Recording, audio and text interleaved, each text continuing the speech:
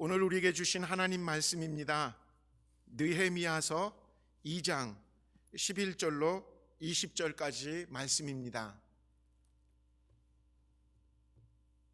여러분들 화면에 있는 말씀 여러분들 같이 저랑 함께 읽으시면 더 마음에 또 우리가 새길 줄 믿습니다. 함께 저와 느헤미야서 2장 11절부터 20절까지를 읽도록 하겠습니다.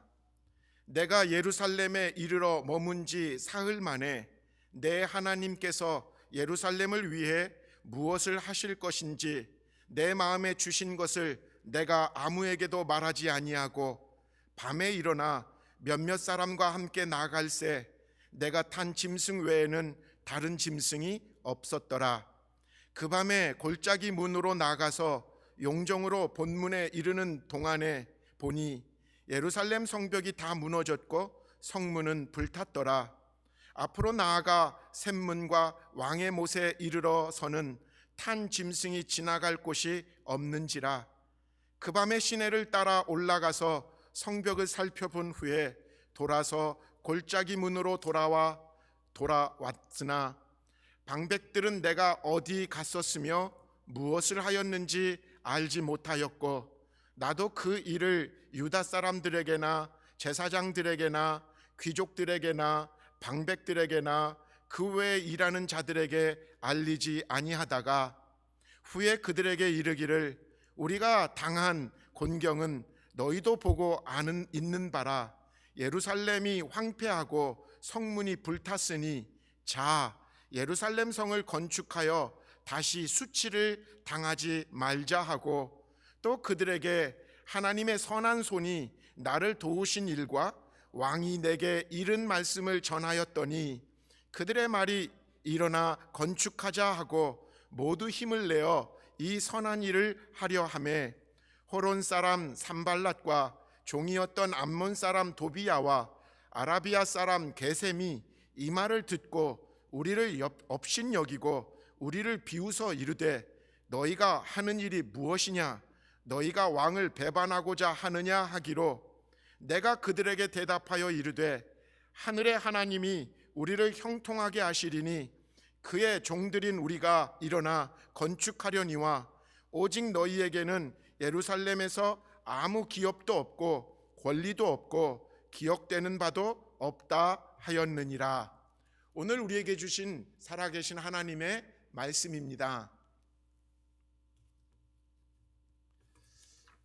자택격리가 길어지면서 저희 집도 새로운 변화를 경험하고 있습니다.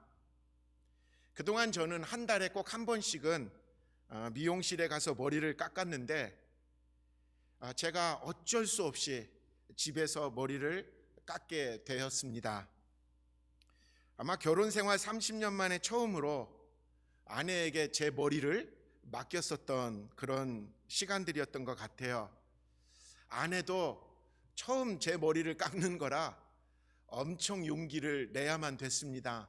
처음에는 못한다고 안 된다고 그렇게 얘기하다가 결국 어디 가서 제가 깎을 데가 없으니까 그리고 저는 어쩔 수 없이 또 방송 나가야 되고 그래야 되니까 그냥 본인도 용기를 내더라고요. 그래서 결국 인터넷에서 헤어 커터기를 주문하고 도착하는 날 용기를 내서 제가 우통을 벗고 그 보자기에 그 몸을 딱 싸고 머리를 깎기 시작했습니다. 저도 용기를 냈습니다. 근데 깎는 게 오른쪽 깎으면 왼쪽이 좀 길고 그래서 왼쪽 깎으면 또 오른쪽이 길고 뭐 이러다가 처음에는 내가 실수했나? 우리 집사람도 괜히 시작했다라고 생각을 하다가 시간이 지나면서 조금씩 다듬어졌습니다. 여러분 보시기 어떻습니까? 그런 대로 좀 괜찮지 않습니까? 그렇게 됐어요. 그래서 우리 이제 제 삶의 이제 앞으로 변화가 앞으로 저는 이제 쭉 집에서 머리를 깎을 수밖에 없는 깎아야 되는 생활로 변화된 것 같습니다. 여러분 이런 변화가 어떻게 머리 깎는 거 하나일 수밖에 없겠습니까? 수많은 영역에서 우리는 이번 코로나 사태, 19 사태로 인해서 이전 시대와 이후 시대로 구분될 수밖에 없을 것입니다. 요즘 언론에서 새로 만들어진 단어 하나가 계속 등장합니다. New Normal. 이 신종 단어는 New Normal. 이전의 평범한 일상으로 우리는 돌아가지 못하게 될 거라는 것을 전제하고 앞으로 살아가는 일상은 새로운 노멀이 될 것이다 라는 단어로 쓰여진 뉴 노멀이라는 단어입니다.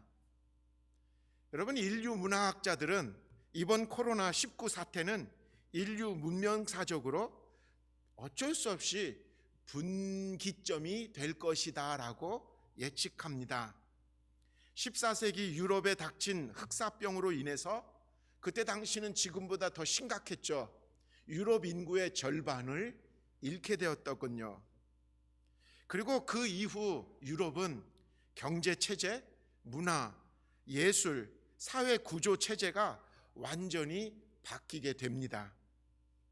코로나19 이후의 시대는 분명히 지금 우리가 절정에 다른 이 신자본주의, 이 체제가 어쩔 수 없이 해체가 되어질 것이고 새로운 사회의 구조 변화가 일어날 수밖에 없다라고 전문가들은 예측합니다. 결국 우리가 원하든 원하지 않든 시대는 급격한 변화를 우리에게 가져다 줄 수밖에 없습니다. 미국의 많은 교회들, 대부분 오래된 전통된 교단들에 속해 있는 교회들은 대부분 교인들이 노년층으로 이루어져 있기 때문에 이번 코로나19 사태가 엄청난 파장을 일으키고 있습니다. 아마 이 stay at home 이것이 풀린다고 해도 워낙 노인층들은 감염의 위험과 그리고 어려운 그 상황 속에서 빨리 대처하는 그런 여건이 못 되다 보니까 아마 1년 넘게 교회에 출석할 수 없을 거다라고 예측하고 있다고 합니다.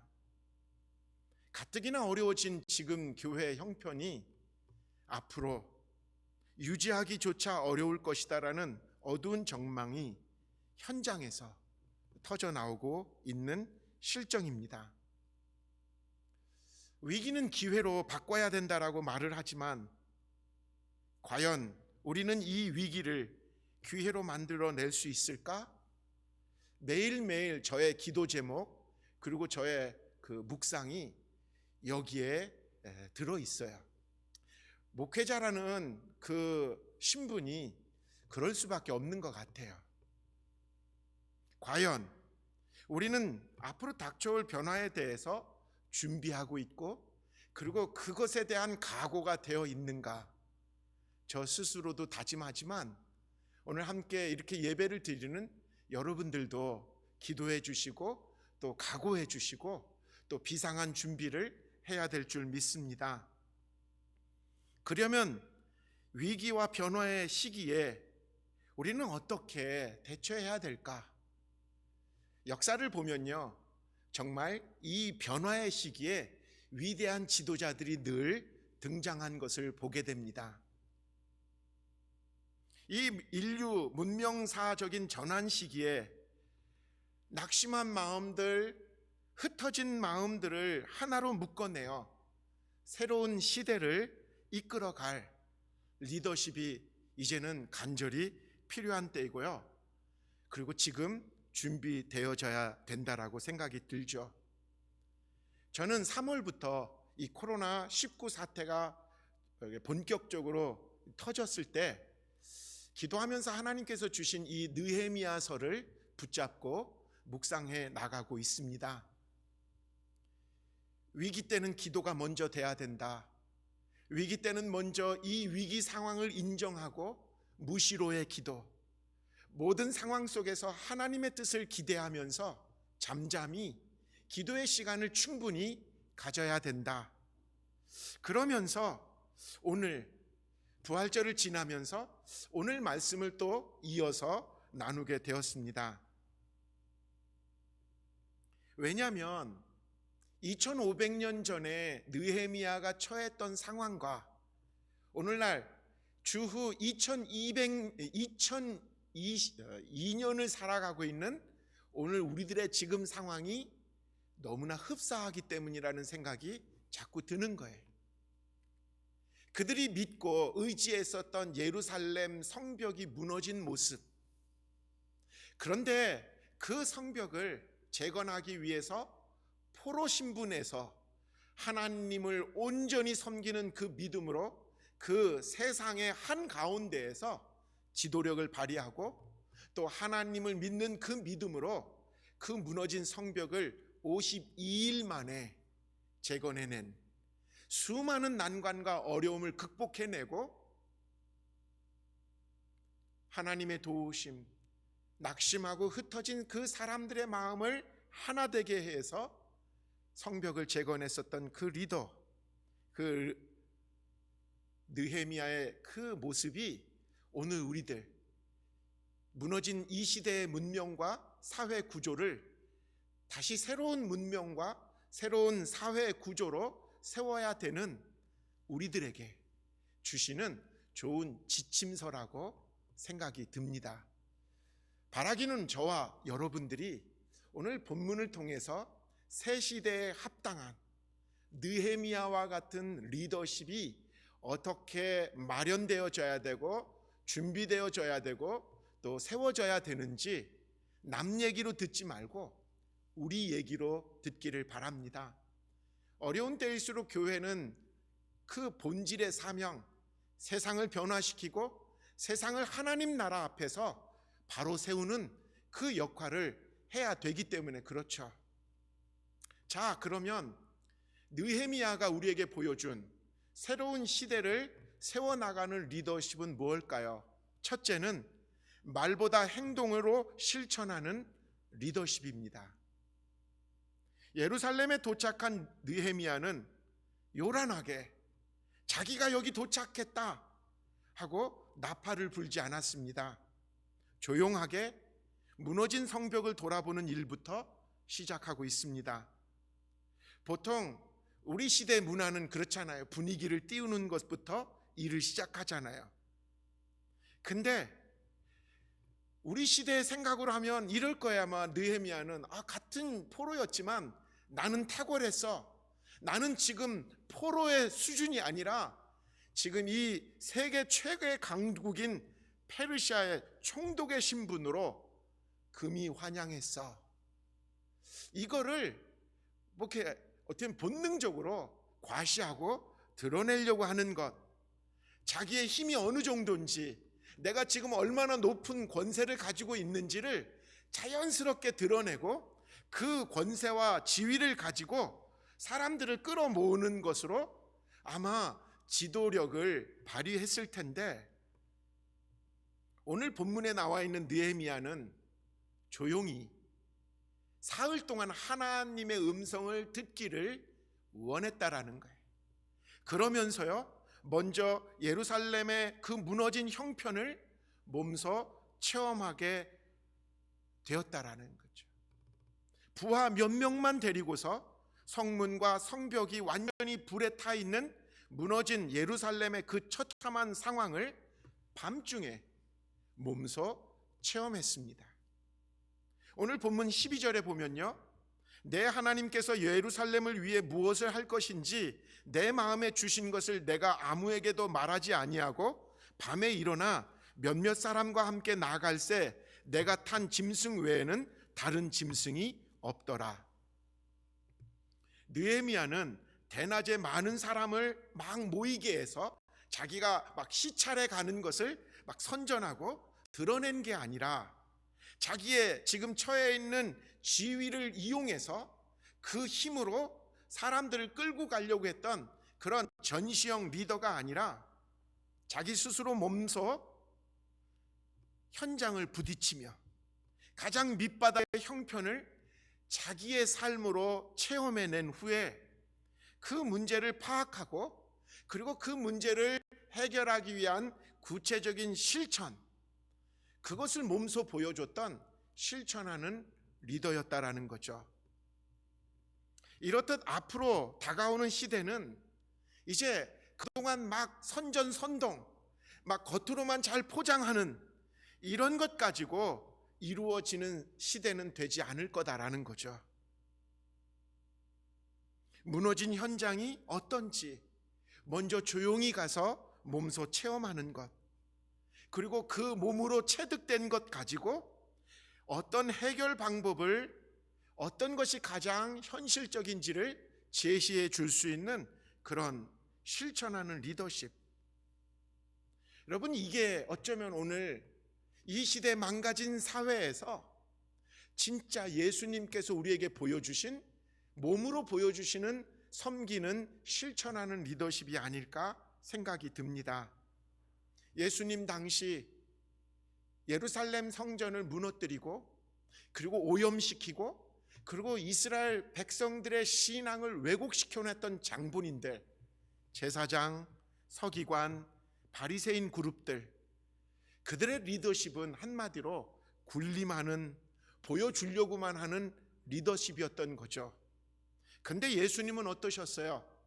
가난한 자, 병든 자, 사회적으로 죄인 취급받던 사람들을 만나시고 그들을 끌어안아 주시고 그들에게 직접 그들의 문제와 그들의 질병을 고쳐주신, 섬기고 행동하는, 실천하는 리더십이었다라는 거죠. 오늘 우리들 무엇이 이 사회를 망가뜨리게 했는가를 들여다보면서 우리들의 이 잘못된 리더의 기준을 새롭게 바꾸는 그런 계기가 돼야 될 줄 믿습니다. 두 번째로 느헤미야가 우리에게 본이 되어준 좋은 리더십은 모든 상황에서 하나님의 역사를 드러내고 간증하는 리더십이었다라는 거예요.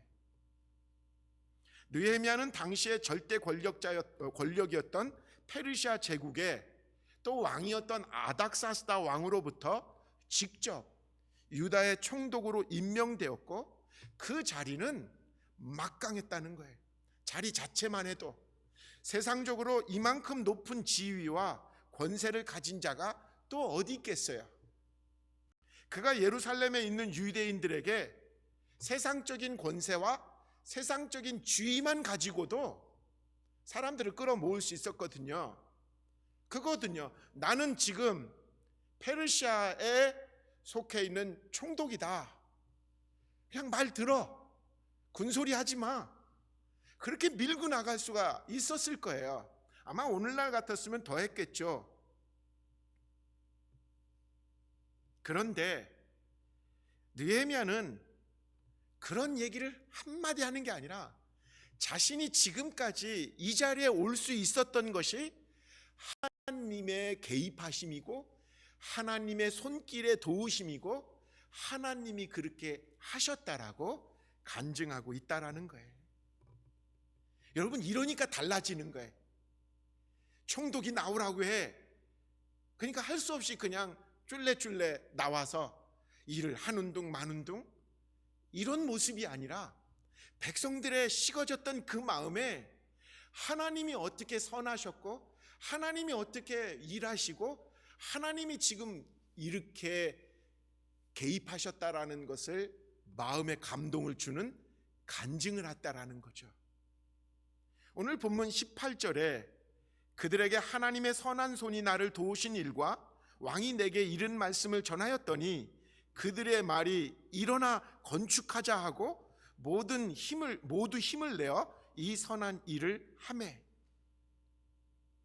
느헤미야는 사람들 앞에서 자신이 바벨론에 끌려가 얼마나 고생했는지, 지금 내가 성공하기 위해서 어떤 노력을 벌였는지 입지전적 자기 자랑을 하질 않았습니다. 오직 유대 총독으로 부임해 온 것은 내 능력도 아니고 내가 잘남도 아니고 오직 하나님의 계획하심이었다라고. 하나님의 도와주심이 없었다면 나는 여기 있을 수도 없는 사람이었다라고 분명히 간증하고 있습니다. 이것입니다. 하나님의 직접 개입하심과 역사하심을 간증하니 사람들의 마음이 움직였다라는 거죠. 우리는 하나님의 은혜를 간증한다고 하면서도 어떤 경우를 보면 다 자기 자랑만 하고 말아요. 듣는 사람도 겉으로는 다 아멘 하지만 속으로는 그래 당신 참 잘났습니다.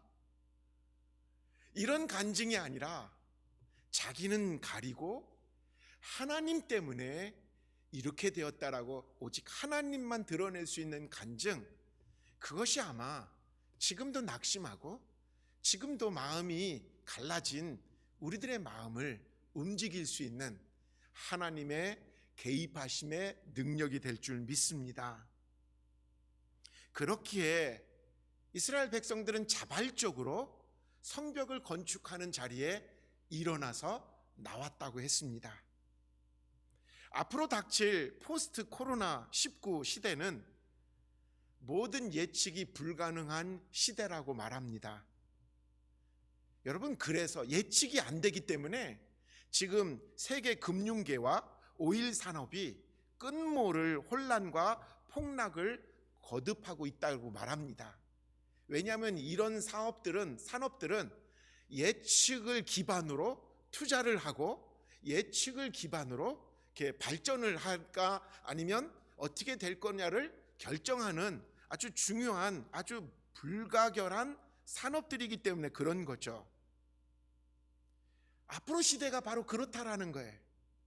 인간의 능력으로는 한계 상황이며 예측 불가의 혼란스러운 시대이기 때문에 이럴 때 오히려 전지전능하신 하나님, 영원 불변하신 하나님, 그 하나님이 어떻게 역사하실 거냐라는 것에 주목할 수 있어야 된다라는 거죠.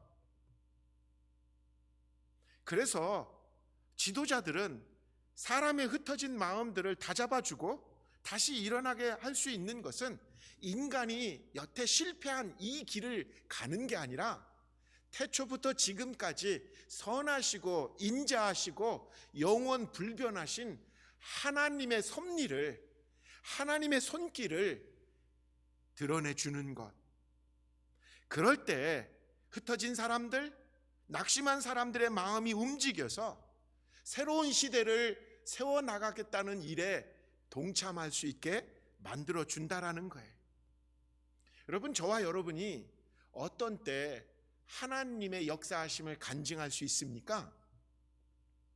저는 말씀을 읽고 깨달았을 때였어요. 그 말씀이 특별히 나를 찌르고 그리고 그 말씀 때문에 내가 회개했을 때였어요. 그리고 내가 마음을 바꾸어서 내 부족한 것들을 사람들 앞에 다 드러내고 그럼에도 불구하고 하나님이 일하신다, 하나님께만 맡길 수밖에 없어요 라고 간증하는 것. 여러분, 그게 바로 말씀의 은혜를 받았을 때, 말씀의 묵상이 내 안에서 나의 영혼을 충만케 했을 때가 가능한 간증이었다라는 거죠. 하루하루 어둠에 갇힌 시대를 헤쳐나갈 때 여러분, 하나님의 말씀은 내 발의 등이요 내 길의 빛이라고 하셨잖아요. 어두운 시대예요.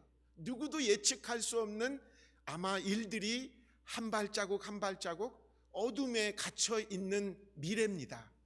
그럴 때 하나님의 빛이 내 심령을 비춰주면서 이 길로 가야 되는구나, 여기는 내가 지금 수렁이니까 멈춰 서야 돼, 이렇게 증거하고 나눌 수 있는, 말씀과 기도로 무장된 하나님의 역사하심을 간증할 수 있는 새로운 시대의 리더들이 우리 가운데서 준비되어지기를 소망해 봅니다. 마지막으로 느헤미야가 보여준 귀한 리더십, 그것은 바로 불의에 타협하지 않는 용기 있는 리더십입니다. 느헤미야가 유다 총독으로 부임하여 온 것을 주변 이방 세력들은 근심하고 두려워했습니다. 저 유대인 출신이 페르시아의 그 왕의 임명을 받아 우리 지역의 총독으로 왔네? 이게 이 이방인들, 이방 세력들의 두려움이었거든요. 역시 느헤미야가 유대인들의 마음을 모아서 본격적으로 성벽 건축을 시작하게 되자 그들은 이제는요 비방하고 방해하기 시작합니다. 오늘 본문 19절에 호론 사람 산발랏과 종이었던 암몬 사람 도비야와 아라비아 사람 게셈이 이 말을 듣고 우리를 업신여기고 우리를 비웃어 이르되 너희가 하는 일이 무엇이냐, 너희가 왕을 배반하고자 하느냐 하기로. 그들은요 가장 페르시아 왕에게 그 위협적인 대목을 발목을 잡으면서 느헤미야를 공격합니다. 페르시아 제국에 대한 반역죄다. 이거는 느헤미야를 협박한 것이죠. 그러나 느헤미야는 그 불의한 협박, 그것에 조금의 흔들림도 없이 오히려 하나님에 대한 자기의 신앙 고백으로 그들의 위협을 정면으로 돌파해냅니다. 오늘 본문 마지막 절입니다. 내가 그들에게 대답하여 이르되 하늘의 하나님이 우리를 형통하게 하시리니 그의 종들인 우리가 일어나 건축하려니와 오직 너희에게는 예루살렘에서 아무 기업도 없고 권리도 없고 기억되는 바도 없다 하였느니라. 우리가 불의와 악을 용납하는 순간 불의와 악은 우리를 지배하게 된다라는 것입니다. 여러분, 오늘 우리의 사회가 병든 이유는 불의와 악에 대해서 용납했기 때문에 그러지 않았을까? 아마도 우리는 지금까지 불의와 악의 바이러스에 감염되어 어쩌면 서서히 죽어가고 있었는지도 모릅니다. 오늘날 세상의 원칙이 무너지고 거짓말과 술수가 용납되어지는 것, 그게 꼭 누구의 책임 아니겠습니까? 저 스스로 이건 뭐 누구 어느 대통령, 어느 지도자, 어느 사람 그거 탓할 수가 없을 정도로 이 시대에 우리는 너무 만연되어 있습니다. 근데 참 요즘 희한한 것은 나라마다 정치 지도자들이 어쩌면 그렇게 철면피처럼 거짓말과 선동에 능했는지 아주 그냥 나라마다 유행으로 퍼져나가는 것 같아요. 간음이 드러나고 거짓과 음모가 드러나도 자기와는 아무 상관이 없었다라고 뻔뻔하게 발뺌을 하고요. 근데 나중에 그게 이제 사실로 폭로가 되면요, 또 어떻게 반응해요? 그래서 어쩌라고. 이런 식으로 막가파식 정치 지도자들이 일상적인 모습으로 언론에 비춰지니까 처음에는 막 사람들이 어떻게 저럴 수 있어라고 하다가 그게 이제 일상화가 되니까요, 사람들은 이제 거짓과 불의에 대해서 익숙해졌습니다.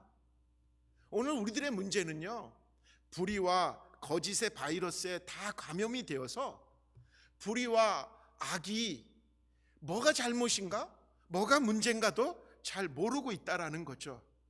여러분, 지금 지구에서 벌어지고 있는 이 자연 생태계의 무분별한 파괴, 이런 것들이 분명히 일어나는데도 대부분 뭐라고 생각하냐면 자본주의의 논리, 경제 성장의 미명 아래 매년 수백만 명이 미세먼지로 대기 오염으로 죽어가고 있는데도 지구의 허파라고 하는 아마존 밀림의 그 수많은 나무들이 불에 타고 베어지고 훼손되어 가고 있는데도 브라질도 잘 먹고 잘 살아야지 뭐, 더 잘 먹고 잘 살지 위해서 뭐 어쩔 수 없는 일이 아니야? 하고 넘어가고 있다라는 거예요. 어쩌면 지금의 이 코로나 바이러스가 전 세계로 만연된 것도 지금 우리 사회에 정직하지 못한 것, 경제적이고 정치적인 이익만을 앞세우고 고려했기 때문에 은폐하고 거짓으로 일관하다가 오늘 우리가 겪게 되는 이 불의한 사회가 겪게 되는 필연적인 예정된 비극이 아니었을까? 우리 솔직하게 인정해야 된다라는 거죠. 새로운 시대는 정직함으로 당장 눈에 보이는 불이익에 맞서서라도 미래를 생각하며 솔직하고 투명한 정책을 세워야 될, 그리고 그 방향으로 가야 될 지도자가 필요합니다. 불의와 악에 타협하지 말아야 하는 부분이 바로 그 용기가 지금 망가진 이 시대의 정치, 경제, 예술, 사회, 심지어는 종교계까지도 우리가 회복해야 되는 핵심 부분이라는 거죠. 그래서 불의에 타협하지 않는 정직함, 투명성으로 이를 지키기 위한 용기 있는 리더십이 저와 여러분들이 먼저 갖춰야 될 그런 성품이고 자질이 아닐까 생각해 봅니다. 여러분 아시죠? 앞으로 시대는 어느 하나도 숨길 것이 없는 시대가 되었습니다. 북한에 지금 지도자가 어떤 상황에 있는지조차도 그냥 레이더로 다 걸려 들어서 지금 다 드러나는 시대예요. 누구 하나 어떤 일에 대해서 숨길 수 있는 시대가 아니라는 거죠. 마찬가지입니다. 그럴 때일수록 우리는 투명해야 되고 불의에 맞서야 됩니다. 그래서 정직한 용기 있는 리더가 우리가 변해야 될 새 시대에 맞는 리더십인 거죠. 인간의 거짓과 위선, 그리고 이기심과 불의로 망가진 이 시대의 문명을 우리는 이번 기회에 작정하고 바꿔야만 된다라고 우리 서로 다짐해야 됩니다. 그러기 위해서 우리는 먼저 우리의 삶을 통해서 먼저 섬기는, 솔선수범하는, 실천하는 리더가 되자. 그런 리더들을 인정해 주자. 눈에 보일 때는 초라하게 보여도 그 마음이 진실된 사람들을 우리의 리더로 세워주고 인정해 주자. 하나님의 손길을 순간순간 느끼며 하나님의 역사하심을 간증할 수 있는 말씀으로 무장하고 말씀으로 살아가는 신앙인들, 그런 우리의 신앙이 앞으로의 시대를 우리가 책임질 수 있게 하는 준비 작업이라는 거죠. 하나님 앞에서, 사람 앞에서 거짓과 불의를 용납하지 않는 정직한 신앙인으로 우리 모두가 새로운 문명을 세우는 느헤미야의 뒤를 이어 그 사명을 감당하는, 이게 바로 세상을 변화시키는 예수의 제자, 이 삶을 사는 게 오늘 우리에게 주어진 사명이라고 믿습니다. 저를 포함해서 우리 사랑하는 우리 모든 복감 성도님들이 느헤미야를 본받는, 그래서 새로운 시대를 맞이하는 그런 은혜가, 그리고 준비가 있기를 소원합니다. 기도합시다. 하나님, 역사의 주관자 되어서 반복되어지는 역사 속에서 우리가 배우게 해주셔서 감사합니다. 느헤미야가 우리에게 2500년 전에 알려준 이 귀한 리더십, 오늘 우리도 마음에 새기고 이 리더가 될 수 있도록 준비하게 하여 주옵소서. 감사합니다. 우리 주님 예수의 이름으로 간절히 기도합니다. 아멘.